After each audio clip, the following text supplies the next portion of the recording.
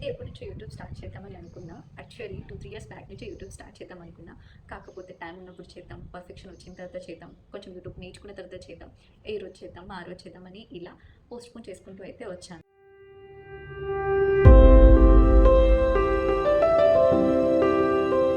Hi guys! Welcome to my channel Priyarana 137. నేనైతే చాలా రోజుల నుంచి యూట్యూబ్ స్టార్ట్ చేద్దామని అనుకున్నా. కాకపోతే మనందరిలో కామన్‌గా ఉండే ప్రాబ్లమ్ ఏంటి? Lack of confidence, perfection. చేస్తే అసలు నన్ను ఎవరైనా సపోర్ట్ చేస్తారా? అసలు ఎలా చేయాలి? ఎక్కడి నుంచి స్టార్ట్ చేయాలి? ఇన్ కేస్ స్టార్ట్ చేస్తే నలుగురు ఏమనుకుంటారు?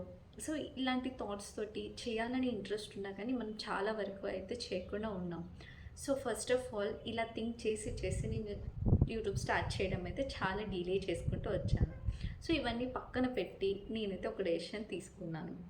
ఫస్ట్ ఎలాగైనా స్టార్ట్ చేసేయాలి. పర్ఫెక్ట్‌గా ఉండాల్సిన అవసరం లేదు. కాకపోతే స్టార్ట్ చేయడం అనేది ఇంపార్టెంట్. సో, నేను ఈ డెసిషన్ తీసుకున్నాను. సో, నా జర్నీలో మీరు కూడా ఒక పార్ట్ ఉండి నన్ను సపోర్ట్ చేస్తారని కోరుకుంటున్నా.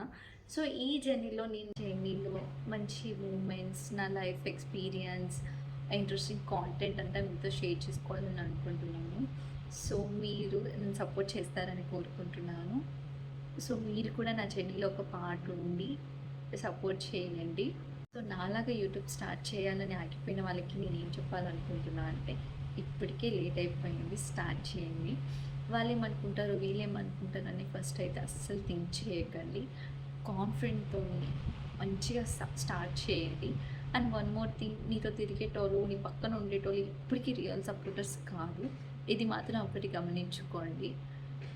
ఆల్ ది బెస్ట్ స్టార్ట్ చేయాలనుకున్న వాళ్ళకి. అండ్ నాకు కూడా నా సెల్ఫ్ ఆల్ ది బెస్ట్. నన్ను కూడా సపోర్ట్ చేస్తారని అనుకుంటున్నాను. సో, నెక్స్ట్ వీడియోస్లో మంచి మంచి బ్లాగ్స్తో కలుద్దాం.